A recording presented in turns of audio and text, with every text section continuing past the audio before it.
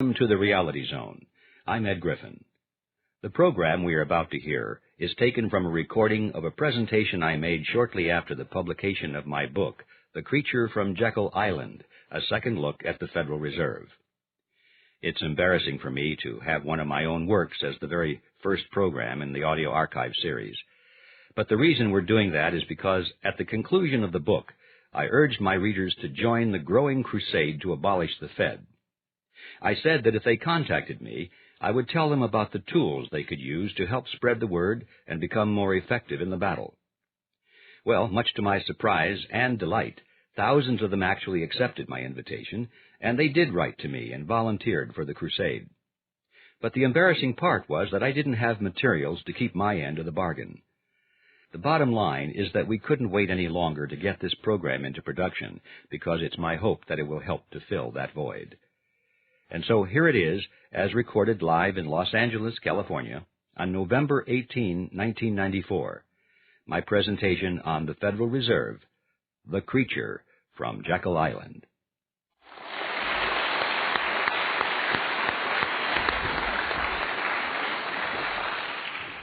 Thank you, Ernie, and thank you, ladies and gentlemen. Although, Ernie, I have to tell you, I think I like the short introduction better.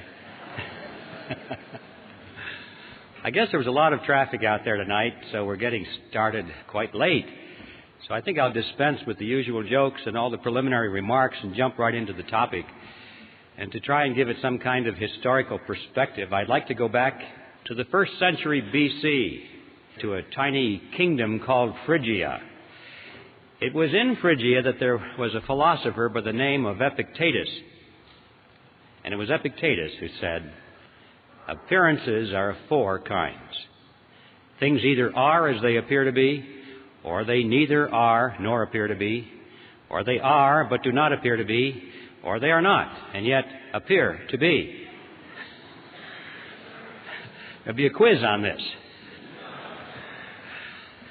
When I read that statement, I was sure that if Epictetus were alive today, he probably would be a Harvard professor of banking and economics. Because doesn't that sound like the kind of explanations that we get when you read through the Federal Reserve bulletins trying to tell you what the money aggregates are and that kind of thing? See, what Epictetus did was he took a relatively simple concept, but by the time he was through explaining it, we didn't have any idea what he was talking about. And this is so commonly done today by the experts. Nevertheless, I thought that his statement was pretty good because it provided us with a track to run on, kind of a theme for this presentation.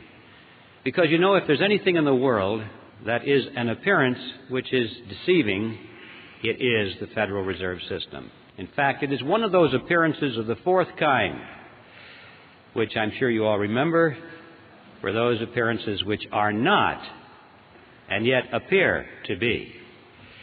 So I'd like to use that as my theme for this topic and come back to it now and then during the progress of this presentation, if I remember to do that, and use it as a punctuation point here and there, and as a reminder of one of the most important aspects about the Federal Reserve System that there is to comprehend, and that is that there are a lot of deceptive appearances going on here. I think the best place to begin our story is with the creation of the Federal Reserve System itself. In fact, that takes us right to the reason for the title of the book, The Creature from Jekyll Island. For those of you who are not yet familiar with the background of this story, you should know that Jekyll Island is a real island. It's off the coast of Georgia, and it was on that island in 1910 that the Federal Reserve System was conceived at a highly secret meeting that took place there. When things are done in secret, there's usually something to hide. And so I'd like to tell you that story and document it so that we can find out, first of all, that there was a meeting, that the Federal Reserve was indeed created there, that indeed there was a great deal of secrecy, and then we'll ask the question, why the secrecy? In 1910, Jekyll Island was completely owned by a small group of millionaires from New York. People such as J.P. Morgan, William Rockefeller, and their associates. This is where their families came to spend the winter months. It was a resort island. It was called the Jekyll Island Club. And on the island there was a magnificent clubhouse, which was the center of their social activities. You can visit that clubhouse today, as a matter of fact. The island has since been purchased by the state of Georgia, and the clubhouse has been fully restored. It's a beautiful thing.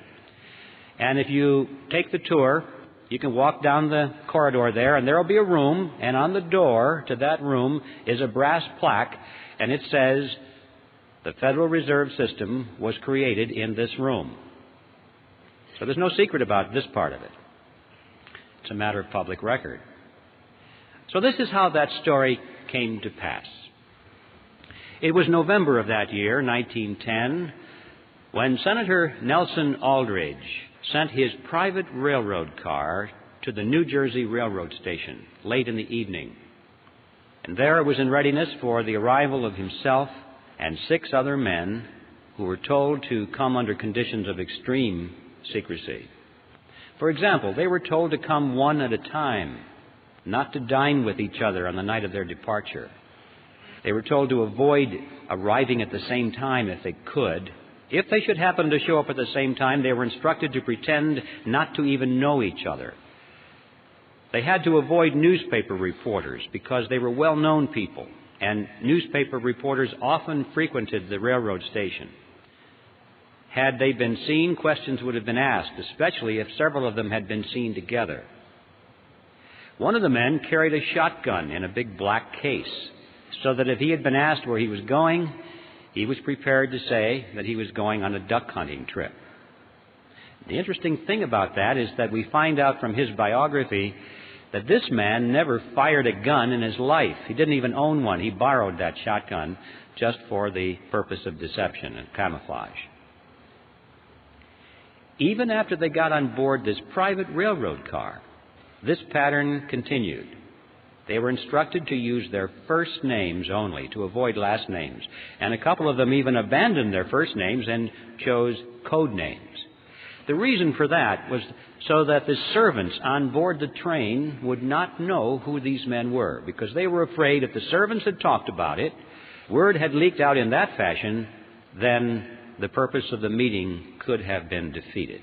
So absolute secrecy was essential all the way up and down the line.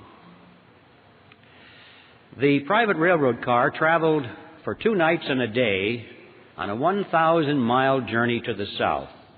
And when they awoke the second morning, the car was on the siding at Brunswick, Georgia.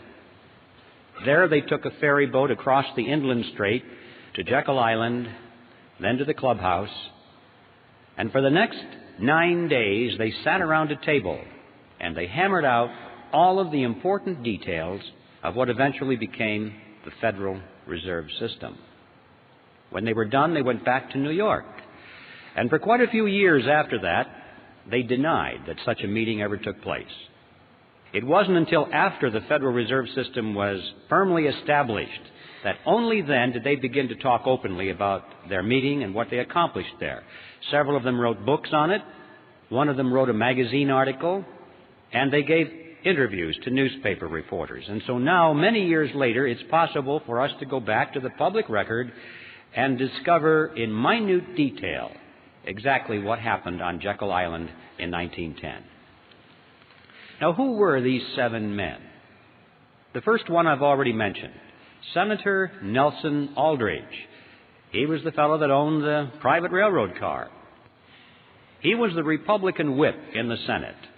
He was chairman of the National Monetary Commission, which was that special committee of Congress created to make a recommendation for legislative reform. Banking reform, they called it. They wanted to reform banking in America because the American people were very concerned over the concentration of financial power into the hands of a small group of banks and investment firms in New York on Wall Street. That is what they called the money trust. That was a popular phrase. In fact, quite a few politicians had been successfully elected to office on their campaign promise to break the grip of the money trust. And that was one of the primary purposes of the National Monetary Commission, of which Senator Aldrich was chairman. He was also a business associate of J.P. Morgan. He was the father-in-law of John D. Rockefeller, Jr., which means, of course, that eventually he became the grandfather of Nelson Rockefeller, our former vice president. Remember, his full name was Nelson Aldrich Rockefeller, so he derived his middle name from his famous grandfather. The second man at the meeting was Abraham Piatt Andrew, Assistant Secretary of the Treasury. Later, he became a congressman, and throughout his career, he was very important in banking circles. The third man there was Frank Vanderlip, president of the National City Bank of New York, the largest and most powerful of all the banks in America, representing the financial interests of William Rockefeller and the international investment firm of Kuhn, Loeb and Company. Henry Davison was there. He was the senior partner of the J.P. Morgan Company. Charles Norton was there, president of the First National Bank of New York, another one of the giants. Also, there was Benjamin Strong, head of J.P. Morgan's Bankers Trust Company. And incidentally, Benjamin Strong, 3 years later, when the Federal Reserve Act was finally passed, he became the first head of the Federal Reserve System. And finally, last but certainly not least, Paul Warburg was there, probably the most important man because of his knowledge of banking in Europe. Warburg was born in Germany, eventually became a naturalized American citizen. He was a partner in Kuhn, Loeb and Company. But he was also a representative of the Rothschild banking dynasty in England and France. And throughout his whole banking career, he maintained close business liaison with his brother, Max Warburg, who was head of the Warburg Banking Consortium in Germany and the Netherlands. Paul Warburg was one of the wealthiest men in the world. But those are the 7 men on Jekyll Island. And as incredible as it may seem, these men represented directly and indirectly approximately 1/4 of the wealth of the entire world in those days. And these are the men who sat around a table on Jekyll Island and created the Federal Reserve System. Does it arouse your curiosity? What's going on here? Now, for the skeptics who are here tonight, and I hope there are plenty, because if there aren't, I feel like the minister talking to the choir. I know there are always plenty of skeptics in my audiences, and that makes me feel very good. For the skeptics, you're probably wondering, did it really happen that way? Surely Griffin is exaggerating to make a point. Well, yes, it really happened that way, and I'd like to illustrate that by quoting for you just one piece of evidence here. This was taken from an article that was written by Frank Vanderlip himself that appeared in the Saturday Evening Post on February 9, 1935. Remember, Vanderlip was one of those at the meeting. And this is what he said. I do not feel it is any exaggeration to speak of our secret expedition to Jekyll Island as the occasion of the actual conception of what eventually became the Federal Reserve System. We were told to leave our last names behind us. We were told further that we should avoid dining together on the night of our departure. We were instructed to come one at a time and as unobtrusively as possible to the railroad terminal on the New Jersey littoral of the Hudson, where Senator Aldrich's private car would be in readiness attached to the rear end of a train to the south. Once aboard the private car, we began to observe the taboo that had been fixed on last names. We addressed one another as Ben, Paul, Nelson, and Abe. Davison and I adopted even deeper disguises, abandoning our first names. On the theory that we were always right, he became Wilbur and I became Orville, after those two aviation pioneers, the Wright brothers. The servants and train crew may have known the identities of one or two of us, but they did not know all. And it was the names of all printed together that would have made our mysterious journey significant in Washington, in Wall Street, even in London. Discovery, we knew, simply must not happen. Well, why? Why the secrecy? What's the big deal here? What's wrong with a group of bankers going to a private location and discussing banking or banking legislation? And the answer to that is provided by Vanderlip himself in the same article. He said, if it were to be exposed publicly that our particular group had got together and written a banking bill, that bill would have no chance whatever of passage by Congress. Why not? Because the purpose of the bill was to break the grip of the money trust. And ladies and gentlemen, it was written by the money trust. It's as simple as that. Had the public been aware of that fact, at the beginning we would never have had a Federal Reserve System. That was like asking the fox to build the hen house and install the security system. Absolute secrecy was essential for that reason. Congress would never have gone for it. The public would never have gone for it. So there we're face to face with a very important fact about the Federal Reserve System that is not generally known today. It certainly wasn't known then. And that it was formed in secrecy because there was deception at work here. But there's more to it than that. Much, much more. Analyze for a moment the composition of that group. Doesn't it seem strange to you that these men were all together? Here we had the Morgans, the Rockefellers, Kuhn, Loeb and Company, the Rothschilds, the Warburgs, all sitting around a table here, coming to an agreement. Anything strange about that mixture? Well, ladies and gentlemen, these were competitors. What's going on here? Competitors sitting around, coming to an agreement. These were the giants in the investment field, which prior to this period were beating their heads against each other, blood all over the battlefields, fighting for dominance in the financial markets of the world, not only in New York, but Paris and London, everywhere. And they're coming to an agreement of some kind.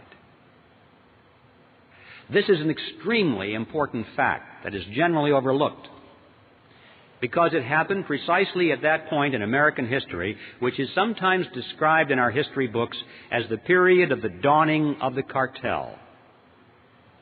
This was that point in American history when a major ideological transition was taking place in business. Big businesses which had grown to great power and size and prosperity through the process of free enterprise competition, which is what made this nation great and allowed us to surpass the old world, now we're in the throes of converting their ideology to that of monopoly, the avoidance of competition. It was John D. Rockefeller I who said it. He said, competition is a sin. And it became the destiny of these people to avoid competition now at all costs. Their life effort was to eliminate their competition if they could. If that was impossible, then to buy them out. If that was impossible, then to join with them in a shared monopoly, which is called a cartel. And this was the period of history when that transition was taking place very rapidly in all industries. For the 15-year period prior to the meeting on Jekyll Island, these financial groups of which we are speaking had increasingly come together in joint ventures rather than compete with each other. They found that it worked. They liked it. And the meeting on Jekyll Island was the culmination of that process. And now we come to the second astounding realization about the Federal Reserve System, is that it is not a government operation at all. It is, in fact, a cartel. They created a banking cartel and legalized it by law, passed a law to make it legal and to enforce it. That is an amazing understanding of the Federal Reserve that you're not going to find taught in your textbooks. It is a cartel. But there is a third element that is even more important than those two for an understanding of what it's doing to us. And the third element that we must understand is that this cartel went into partnership with the government. Cartels often do that to enforce their cartel agreements, but in this case they did it in spades. Now, when a partnership is formed, there has to be a reason, there has to be a benefit for the partners, or they're not going to do it. So it's a legitimate area of inquiry for us to know and to ask, what's the payoff to these partners? Why did they do that? Why is the government in it? What does it get out of it? And then we'll ask and find out why the cartel is in it and what it gets out of it. In order to see how that functions, we must examine now the mechanism by which the Federal Reserve System creates money. How does money come into being in our country? I call it the Mandrake mechanism, named after that comic book character of the 40s, Mandrake the magician. Before I go into this, I need to warn you folks about one thing. Don't try and make sense out of this, because it doesn't make sense. It's not supposed to make sense. Just remember that this is your good old-fashioned scam, and you'll be able to understand it pretty well. Furthermore, I want to tell you that I'm going to make this sound very simple because I'm stripping out of it all of the banker language and all of the accounting terminology, and I'll speak it as best I can in plain old English. But I can assure you, even though it may sound like it's ridiculously simple, I can assure you that every part of this is 100% accurate from a technical point of view. So this is how it works. It starts with the government side of the partnership. It starts, in fact, in Congress. Congress needs money, a lot of money, far more than its income. Taxes only make up a small percentage of what Congress spends. Well, how can they spend more than they take in revenue? Here's how it works. Congress, let's say, needs $1 billion for today's expenditures. So they go down to the Treasury and they ask for the money. And the Treasury official says, you guys have got to be kidding. We don't have any money here. You spent it all back in February or March. Everything we took in taxes is gone. Not to worry, they say. Together they walk further down the street to the Federal Reserve Building. Now the Fed has been waiting for them, because that's one of the reasons it was created. They walk in, and the officer at the Federal Reserve opens up his desk drawer, pulls out a big checkbook, and he writes a check to the United States Treasury for $1 billion and signs it and gives it to the Treasury official. Now, we need to ask a question at this juncture.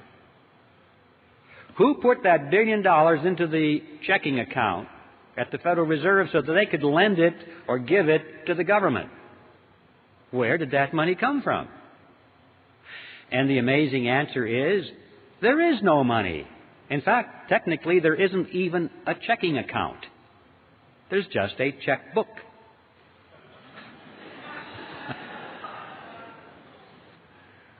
And that $1 billion springs into being precisely at the instant that the officer signs the check. Now, if you and I were to do that, we would go to jail. But they can do it because Congress wants them to do it. This is, in fact, the payoff. This is the reason the government is in this partnership, because the government has instant, easy access to any amount of money at any time without having to go to the taxpayer and ask for it in the form of direct taxes. If they had to go to the taxpayer and say, well, we want to spend this, this, and this, we're going to raise your taxes another $3,000 per family this year, they'd be voted out of office. Not a popular thing to do. They like the Mandrake mechanism. But that's why the government is in it. But why is the banking cartel in it? To answer that question, we'll go back to that $1 billion check and follow some of the money. The Treasury official takes the $1 billion check and deposits it into the government's checking account, which is, of course, in a Federal Reserve Bank, so-called. And at that instant, the computers show that the government made $1 billion deposit, therefore it has $1 billion in its account, therefore it can now write up to $1 billion in government checks, which it starts to do. We'll follow just a $100 check that it writes to the postal worker that delivers our mail. He takes it now and puts it into his checking account in his personal commercial bank down the street.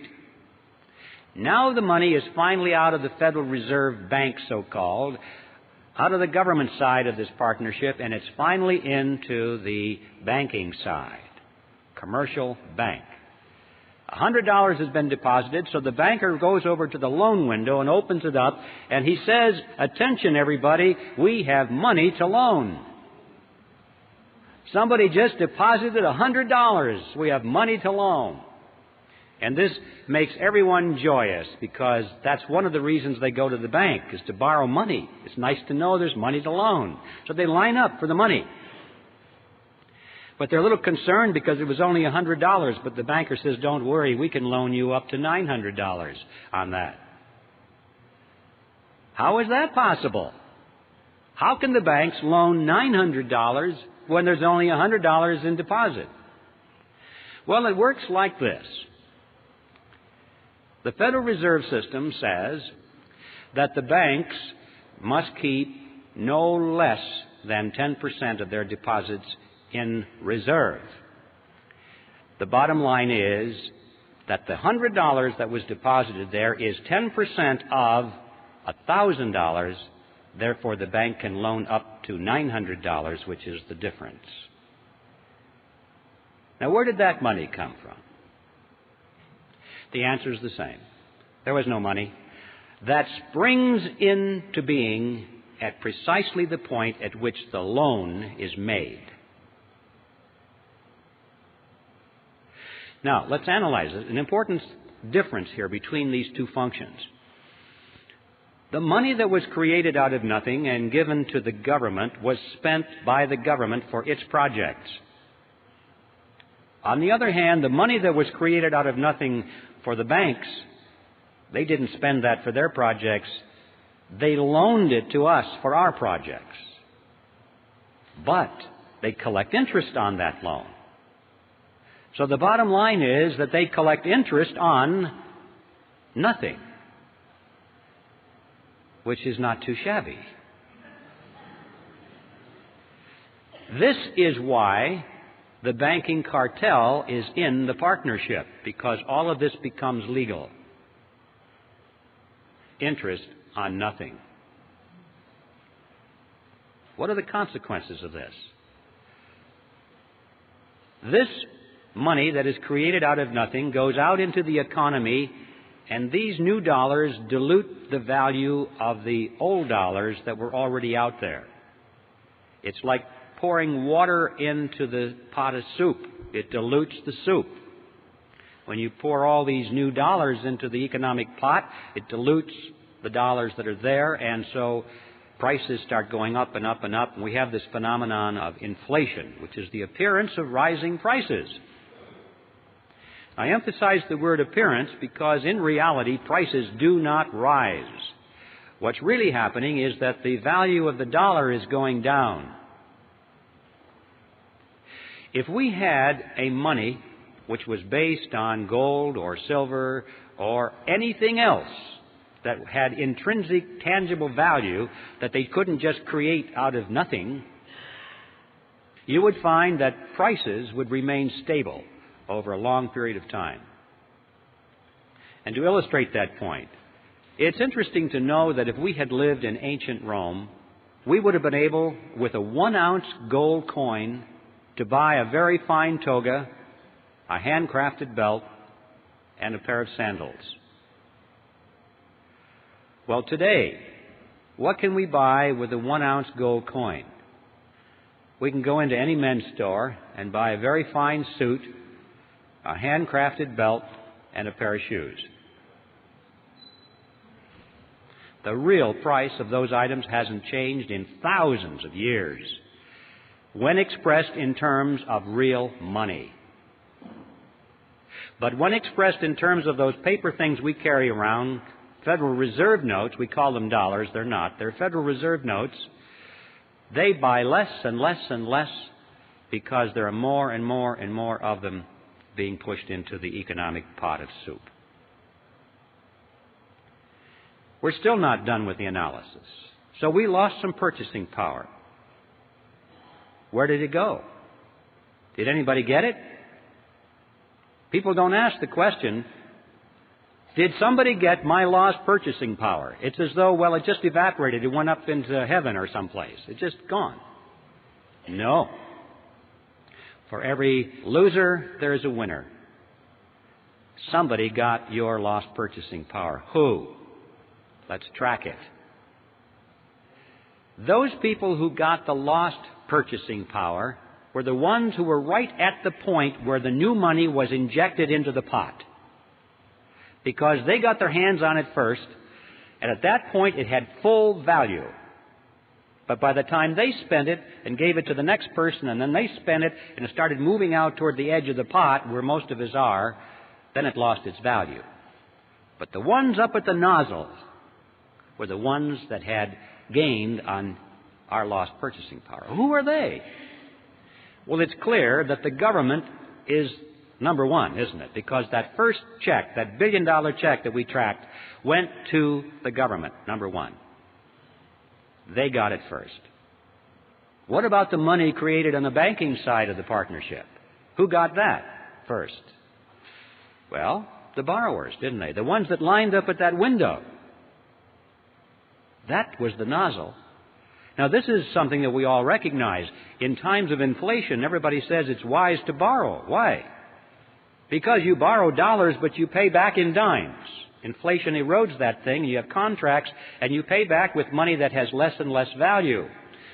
So the poor guy that gets your payment at the end of the line has lost his purchasing power, but you gained it because you were smart enough to borrow in times of inflation.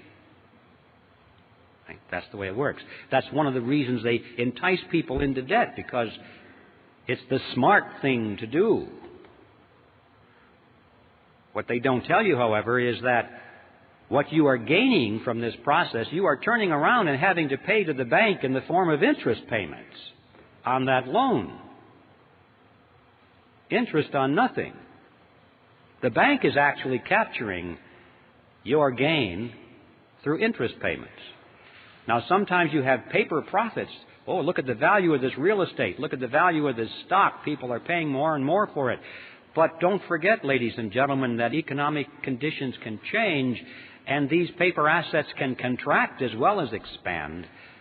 And when the economy does contract, as usually it does, always does, then people are wiped out.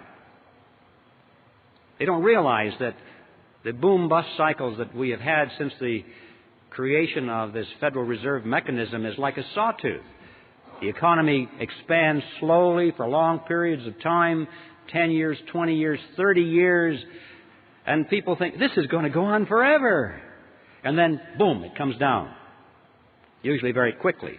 A lot of people lose their assets. And then it starts again for another 20 or 30 or 40 years. Oh, it's a wonderful ride, and then, boom, it comes down. And every time it comes down, people lose their investments. Notice, however, when you go to the bank and they give you something which costs them nothing to create, what do they want from you in return? Signature on the dotted line for your car, your house, all your assets, right? So if you can't make your payments of this nothing money, they get your marbles. They always win. In times of whether it's expansion or contraction, it doesn't make any difference. It was planned that way, carefully worked out. These people are scientists, ladies and gentlemen. This is the bottom line, that those who gain your lost purchasing power are the two groups that comprise the partnership in the Federal Reserve System, the government and the banking cartel. Now, this process is a tax. I don't care what you call it, inflation, or what name you want to give to it, it is a tax. If there's anything you remember about this presentation this evening, I hope it is this. that inflation is a tax.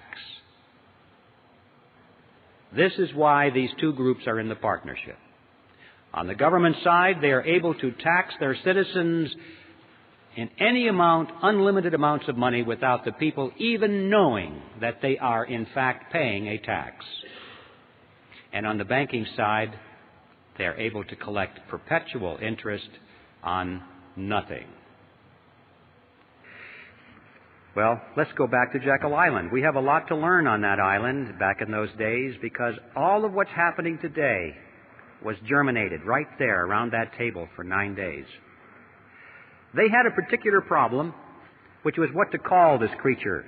You see, this partnership between government and banks was not new with the Federal Reserve System. It actually was conceived in Europe in the 16th century.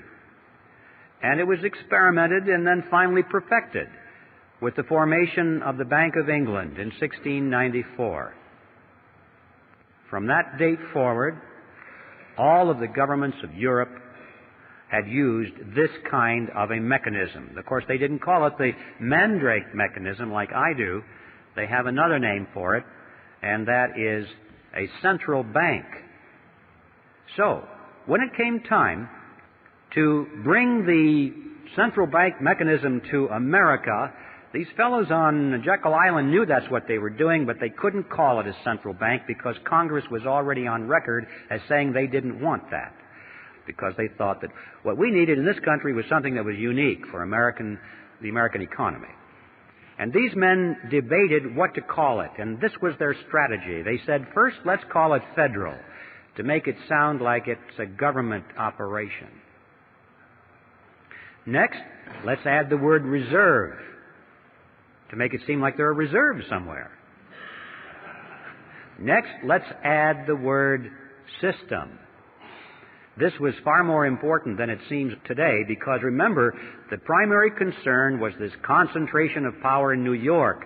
So they had to convince the American people that they were creating a system of banks spread over the geography of the whole country. First they were going to have 10, then they said, no, that's not enough. We need 12 regional banks to diffuse this power, or the appearance of diffusing it. Well, we realize today that what we got was not federal at all. There are no reserves anywhere.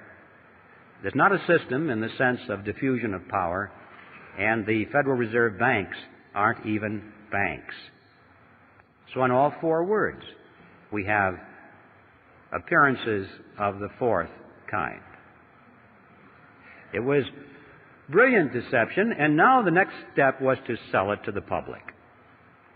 The first draft of the Federal Reserve Act was called the Aldrich Bill because it was sponsored by Senator Aldrich, and Paul Warburg warned him against that. He said, Nelson, if you put your name on this bill, it's going to be voted down in Congress because you're so clearly identified with big business interests. And Warburg was right. Congress put thumbs down on it. The bill of the big bankers. Well, it was a minor setback. They took their bill, they scrambled the paragraphs around a little bit, took Aldrich's name off of it, and found a couple of Democrats to sponsor the bill.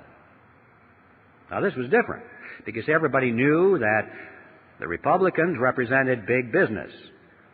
But they also knew that the Democrats, on the other hand, represented the common man.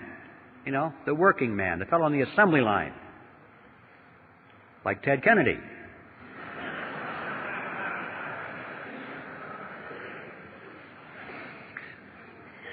So they found a couple of millionaire Democrats to sponsor the bill. Carter Glass in the House and Senator Robert Owen, who was himself a very successful banker, sponsored the bill, and now it was the Glass-Owen bill. Next, Aldrich and Vanderlip began to give speeches and interviews to newspaper reporters condemning the bill that they had written. They said, this bill will ruin the banks. It'll be terrible for the nation. And of course, by the time that got into the newspapers and the average person read that, they were saying, golly, the big bankers don't like this bill very much. It must be pretty good. You know, you have to give these fellows credit. They weren't stupid. They didn't get to be where they were by being country bumpkins. They understood mass psychology, they understood politics, and they played their cards exceedingly well. Meanwhile, these same individuals were, out of their own pockets, financing so-called grassroots study clubs that were springing up all over the country, holding public meetings, printing and distributing pamphlets extolling the virtues of the Federal Reserve Act. They gave huge amounts of money to some of our better-known universities in America, established new departments of economics, handpicked their own people to be the professors to chair those departments. And then those professors began to give speeches and write scholarly essays about how wonderful the Federal Reserve System was. And then, at the insistence of Paul Warburg, they added a few excellent provisions to the bill, provisions which seriously restricted the ability of the Federal Reserve System to create money out of nothing. And Warburg's associates said to him, "Paul, what are you doing? We don't want that in our bill." And his reply was classic. He said, "Relax, fellas, don't you get it? Our object is to get the bill passed. We can fix it up later." It was because of those provisions that they won over the support at long last of William Jennings Bryan, who was the head of the populist movement. He had opposed this bill from the beginning. But when he saw those excellent provisions in there, he said, "Oh, well, I guess now I can support this bill."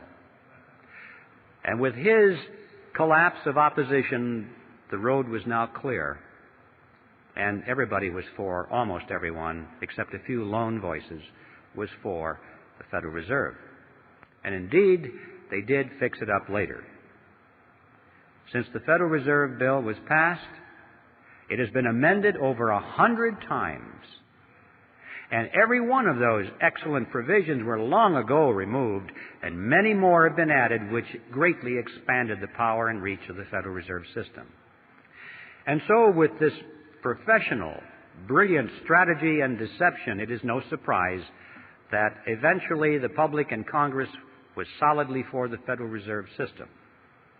And the bill was passed on December 22nd, 1913, and the Creature from Jekyll Island finally moved into Washington, D.C. I'd like to focus for a moment on what are the objectives of the Federal Reserve System, because you know, we're told that the purpose of the Fed is to stabilize the economy and to put an end to chaotic banking. One of the more popular textbooks used in our colleges and junior colleges today is a textbook on economics written by Paul Samuelson. And here's what he says. He says the Federal Reserve sprang from the panic of 1907 with its alarming epidemic of bank failures. The country was fed up once and for all with the anarchy of unstable private banking. Well, that's what he said, and that's what the students are learning. Let's not challenge that for the moment. Let's just take it at face value, because this is the official doctrine, isn't it? The purpose of the Fed is to stabilize the economy and to protect the people. That's why they're raising our interest rates right now. That's what Greenspan says. Why is he doing this? To help people. Right? To stabilize the economy so we won't have massive inflation. It's for you folks that he's doing this. See? That's what he says. And if you're trying to figure it out on the basis of these official pronouncements, you'll never get it. Let's just take this official pronouncement at face value for a moment and see how well it's doing. Let's give it a report card. Since the Federal Reserve was created, it has presided over the crashes of 1921 and 1929, the Great Depression of 29 through 39, recessions in the years 53, 57, 69, 75, and 81, A stock market Black Monday in '87. We all know that corporate debt is soaring. Personal debt is greater than ever. Both business and personal bankruptcies are at an all-time high. Banks and savings and loan associations have failed in larger numbers than ever before. Interest on the national debt is consuming half of our tax dollars. Heavy industry has all been but replaced by overseas competitors. We're facing an international trade deficit for the first time in our history. 75% of downtown Los Angeles and other metropolitan areas is now owned by foreigners, and over half of the nation now officially is in a state of recession. Now, that's the report card of the Federal Reserve System after 80 years of stabilizing our economy. I don't think it's even controversial to say that it has failed to meet its stated objectives. The only controversial issue is, why has it failed? And my answer is, because those have never been its true objectives. What are its true objectives? Well, what are the objectives of any cartel? To enhance the profit margins of the members of the cartel and to stabilize their position in the market. If we hold that in mind, now we get a different picture folding before us. Now they're not failing at all. They're succeeding. There were three objectives that the bankers had, the ones on Jekyll Island. They had three objectives in 1910 through 1913 that they wanted the Federal Reserve System to accomplish for them, and they were very verbose on the topic. And here they are. They said first they wanted to stop the erosion of their power away from New York. That's right. Exactly the opposite of what the Federal Reserve System was supposed to accomplish. That's what they wanted. This is a good point to mention that when we talk about the cartel, I'm not talking about the small banks that are struggling for survival under the Federal Reserve System. Remember, John D. Rockefeller said competition is a sin.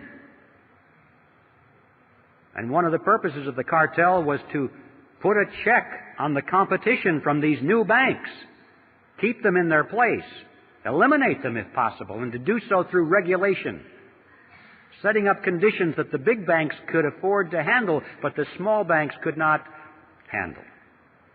So I'm not talking about your local banker now. I'm talking about the New York cartel. That was objective number one.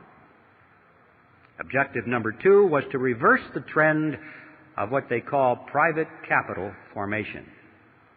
Now, that's banker language for a trend in which individuals or businesses use their own savings for something instead of going to the bank and borrowing money for it. At the turn of the century, there was a trend toward private capital formation, in business particularly. Businesses were holding back a certain portion of their dividends each quarter, putting that money into a sinking fund, and then as the capital formed, or as they saved more and more money, then they used their own savings to build a new factory or to launch a research and development project or whatever. And the banks were extremely concerned over this trend. They wanted to entice businesses back into the banks to borrow money. And they knew that the only way to do that is to lower interest rates. And you may say, well, why didn't they just lower interest rates? Because you're thinking in terms of today, not then. Today it's easy if you're the Federal Reserve System to lower interest rates because they have the lever to move it either way, up or down, totally within their control. But in 1913 there was no lever because the money in those days was backed by gold and silver. And you can't hook a lever onto that kind of money. Under those conditions, interest rates are the result of the natural forces of supply and demand. People cannot control it. I mean, individuals or committees cannot control it. Millions of people interacting in freedom control it, supply and demand. But it's not subject to political control. And they knew that the only way that they could get people into the banks is to artificially depress the natural interest rate. How do you do that? They said that the answer was through a flexible currency. They said what the nation needed was a flexible currency to meet the demands of industry. Well, what is a flexible currency? It's not this stuff that bends. You need a dictionary to understand some of these things. A flexible currency, ladies and gentlemen, is money made out of nothing. That's what that means. Now, you see, the trick is not too complicated. If you can create money out of nothing, you don't have to charge an awful lot of interest on it to show a profit.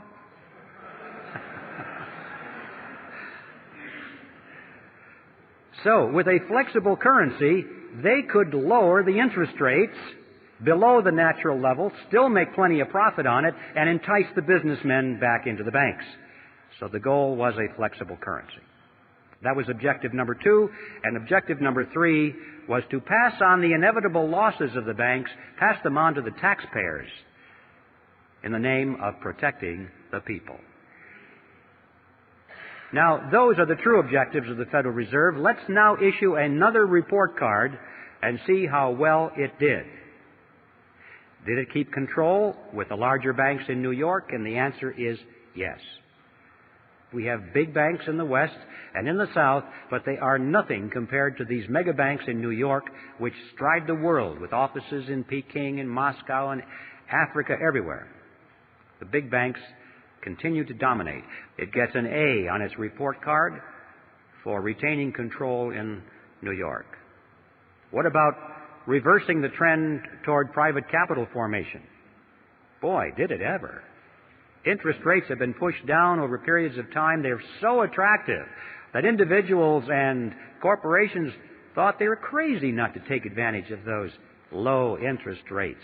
Why save your money? That's stupid. So they were all enticed into the banks because of a flexible currency. And then, of course, they get loaned up to the eyebrows and something happens in the economy and you can't service your debt anymore, you go bankrupt. Right now, there are many corporations and individuals just hanging in there by the skin of their teeth because they're trying to service their debt. And it's an amazing fact that many of these large corporations are now sending more money every quarter to the banks as interest payments than they send to the stockholders as dividends. Just think about that. The banks who made the money out of nothing are making more money out of large segments of our industry than the people who worked for their money, saved their money, invested their money, risked their money to purchase ownership shares in those corporations. And the Federal Reserve System gets an A on its report card because, indeed, with flexible currency, it reversed the trend toward private capital formation. Were they able to pass along their losses to the taxpayer in the name of protecting the people? Maybe you missed that part of it, but it's called bailout. The game called bailout. It is played something like this. Whenever one of the large banks gets into trouble because someone it has loaned money to, either a big corporation or a third world country, can no longer pay its debt, so the bank is in trouble. It goes to Congress, and it carefully explains to Congress that it must bail out that corporation or that third world country, because otherwise it's going to hurt the people of America. If that venerable corporation is allowed to fold, look at how many thousands of jobs will be lost. People will be put on welfare. They'll be out of work, and that'll hurt the people. If that country down in South America cannot pay its loan, Uncle Sam better pay it for him, because otherwise the venerable bank in New York will have to write the loan off of its books, and then technically it'll be bankrupt. It may have to close its doors. It would collapse. And look at the thousands of people who have money in that bank who would be hurt by that. And who knows, that bank is such a big bank, if it fell, it might be the first domino, causing all the other banks to fall. And we could have a major recession or depression on our hands. And look how the people of America would suffer. And so Congress dutifully runs to the front and says, yes, yes, we don't want any of that to happen. And they vote the funds to guarantee the loans, or in some cases to make outright payments to keep that river of interest payments going to the banks. Not the small banks, the big banks. Here are some of the games you may have missed. Penn Central Railroad was bailed out in 1970. Lockheed Corporation also in 1970. Commonwealth Bank of Detroit in 1972. New York City in 1975. Chrysler Corporation in 1978. First Pennsylvania Bank in 1980. Continental Illinois, the largest of the banks so far, in 1982. And all of those countries in the third world who can no longer make their interest payments are now making their payments because they got the money from the International Monetary Fund and the World Bank, which got it from the Federal Reserve System, which got it from you and me through the Mandrake mechanism. And my final topic before I reach the conclusion is one that I think you'll find interesting, and that is usury. In the old days, the biblical times, usury was defined as interest on a loan. Any interest on any loan was usury. Well, in modern times, that's been redefined to mean excessive interest on a loan, not moderate interest, because, this is in keeping with the concept that if we work hard for our money, we save our money, we don't spend it, we sacrifice its pleasure, and we loan it to somebody for their venture, we're entitled to a reasonable return for that sacrifice. A reasonable interest seems fair and logical to most people. But what is this thing, excessive interest? Thomas Edison said, people who will not turn a shovelful of dirt on the project, nor contribute a pound of materials, will collect more money than will the people who will supply all the materials and do all the work. I wondered about that when I read it. I thought, was Tom exaggerating? So I got my calculator out and I punched in the numbers. I took, for an example, a $100,000 house to be built. I assumed that $30,000 was going to go for the land and the architect's fees and the permits, that $70,000 would go for the actual construction of the house, the labor and the materials.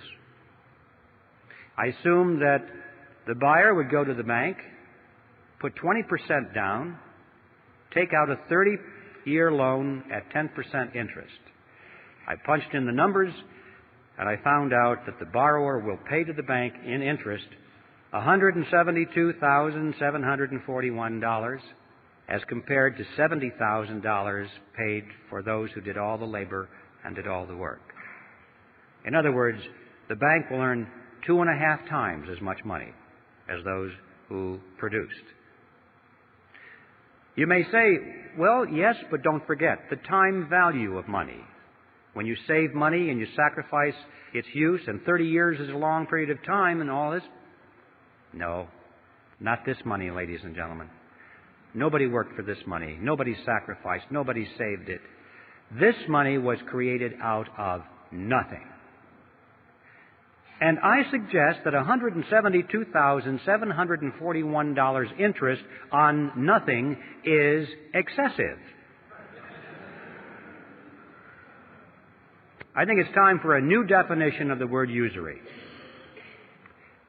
Any interest on any loan of fiat money, meaning money made out of nothing.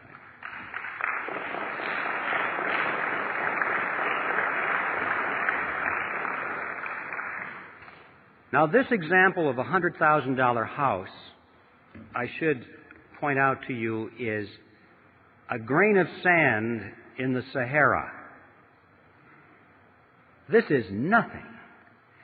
You have to multiply this process by every house in America, by every hotel in America, every high-rise office building in America, every jet airplane, every automobile, every factory, every warehouse full of materials, every farm building, all the farm equipment. And you are talking about a river of unearned wealth perpetually flowing into the banking cartel that is so wide that you can't even think across it in your mind. The numbers are beyond comprehension. Where is this money going? You get the mental picture that maybe it's going into a big lake someplace. There's a big dam and it's building up. All this money is accumulating and these people are getting richer and richer and richer. Wrong. Doesn't work that way. When a person has all the wealth that he can possibly want or use for the pleasures of life, what is left?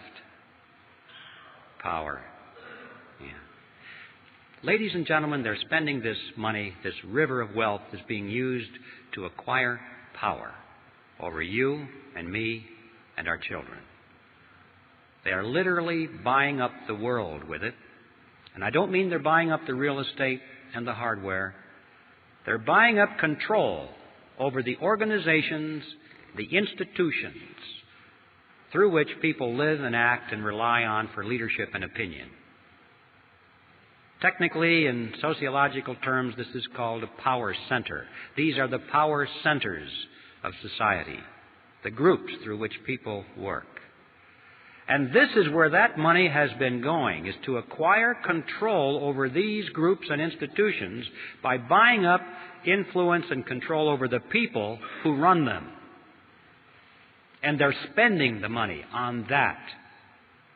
That means that they are buying up politicians, political parties, television networks, cable networks, newspapers, magazines, publishing houses, wire services, motion picture studios, universities, labor unions, church organizations, trade associations, tax-exempt foundations, multinational corporations, Boy Scouts, Girl Scouts, you name it. Any group, any institution which exercises influence has been a target for control. And they have a lot of money to spend to acquire that control.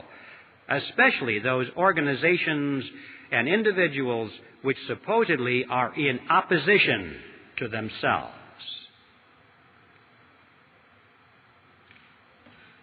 This process has been going on not only in our country and in a more or less parallel manner in the other industrialized nations of the world, but ladies and gentlemen, in the so-called third world or underdeveloped nations, it has gone on so much further than you can ever imagine.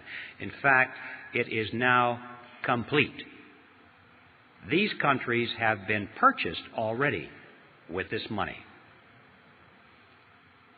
Did you ever wonder what's going on there at the International Monetary Fund and the World Bank? You don't hear much about that. Every once in a while, on the back page of the newspaper, you'll read that Congress authorized another $100 billion to go to the IMF, to be loaned to some little country or given to them, and they explain to us that this is to raise their standard of living. Well, you don't believe that either. That is an appearance of the fourth kind. It's not going to raise their standard of living. If it is, if that's the true purpose, they're not doing a very good job of it, are they? Because, you know, if you look at those nations, after all of these decades and expenditures of hundreds of billions of dollars, you cannot point to one nation that has had its standard of living raised one iota. In fact, in most cases, it's the other way around. The reason is simple. That's not the purpose of the money. The money does not go to the people. It does not go to the businesses in those countries, which might have a chance of raising the standard of living. It goes to the politicians in those countries, to the governments. And it is used specifically to strengthen their control mechanisms over the people, to build collectivist totalitarian systems. Countries that start off as inefficient dictatorships get all the money from the United Nations and end up as efficient dictatorships. The money is used to strengthen their army and to strengthen their bureaucracies. These people, for the most part, couldn't care less about the standard of living of their subjects, so long as they live well, so long as they have their mansions and their yachts and their jet aircraft and their trips to New York, to the United Nations, and their suites at the Waldorf Astoria. Ideology means nothing to them. Socialism, communism, capitalism, fascism, what does it matter? Where's the money? This is it. And we're now dealing with second and third generation welfare families here. You know how hard it is to break a welfare family in our own country after the second and third generation. We have governments around the world that are now second and third generation welfare to the UN. There's not a chance in the world they're going to break away from that money. They wouldn't know how to operate any other way. It's a way of life. They're addicted. And they now are in place in the New World Order, where they're just waiting for you and me to show up. In fact, that's the other side of this. Not only has this transfer of wealth from America to the Third World not raised their standard of living, but it has indeed helped to lower ours. And that, too, was part of the plan. In many ways, they're trying just to waste money, to reduce our standard of living. A strong nation is not a candidate to surrender its sovereignty, but a weak nation is. If America can be brought to her knees, if she can be hungry, if she can be filled with despair, if there can be riots in her streets and she doesn't know where to turn, then she perhaps will willingly accept totalitarian measures from a United Nations peacekeeping force. The blue helmets might even be welcomed. Or rescue with an international monetary unit that has purchasing power for a while. This is how it's being played out, ladies and gentlemen. And so I want to just conclude by saying that the name of the game is not wealth. It is power. So what are we going to do about this? Well, it's obvious. We have to slay the creature. Obviously, that's a starting point. We can't allow this creature to continue. It has to be eliminated. But how are you going to do that?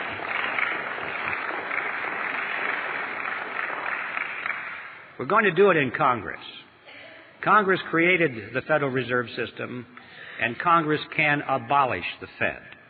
But we have to build some fire under the chairs of those congressmen. We have to get some new faces in there. I don't care whether it's Republican or Democrat or Independent or what have you. The titles are not important. It's what they believe in, the principles. Those are the important things. But we do need an informed electorate out there. It's not going to happen unless people know about these issues, and education is our necessity. Sounds kind of boring, doesn't it? Wouldn't it be nice if we could just jump right into politics? But people won't know what we're talking about unless they understand the issues. We need an educational army out there, ladies and gentlemen. And it's time to enlist. As Patrick Henry would have said it, in fact, as he did say it, our brethren are already in the field. Why stand we here idle? The bad news, the really bad news, is that time is running out. We used to talk about these things. I remember not too long ago, I would talk about some of these issues and people would look at me and say, "You got to be kidding. That could never happen in America." And now, when I talk about these issues, they lean forward and say, "How much time do we have left?" It's visible all around us. The New World Order is descending around us. I mean, they're preparing a world court of justice, a world taxing authority, a world monetary unit, a world army. As we speak, over half of our standing military right now is serving under foreign officers at the UN, and the process is rapidly moving. So, ladies and gentlemen, time is running out. Whatever you plan to do for your country or for your freedom, do it now. But the good news is The really good news is that we still can do it. We still have time. We still have freedom. Instead of complaining about how bad things are or how late the hour is, we should rejoice over the fact that we can still meet as we are here tonight. We can still talk openly. We can still advocate such things as the abolition of the Federal Reserve System. We still have elections. We should rejoice on that fact. All we have to do is go out and work like our very lives and our freedom depended upon it. Because they do. And I think a good place to begin is to send Epictetus back to Phrygia and to convert that grand appearance of the fourth kind into a disappearance of the first kind. Thank you very much.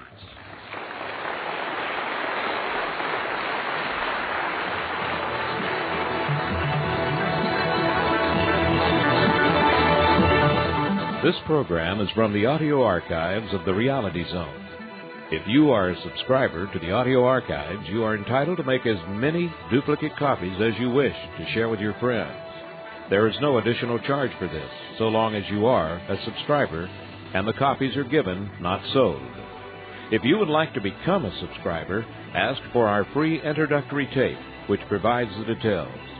Zone dwellers receive free cassettes each month and an attractive binder suitable for bookshelves.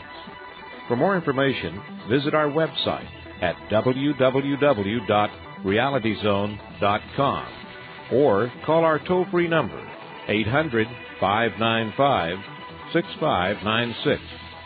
That number again is 800-595-6596. The Reality Zone is a subsidiary of American Media.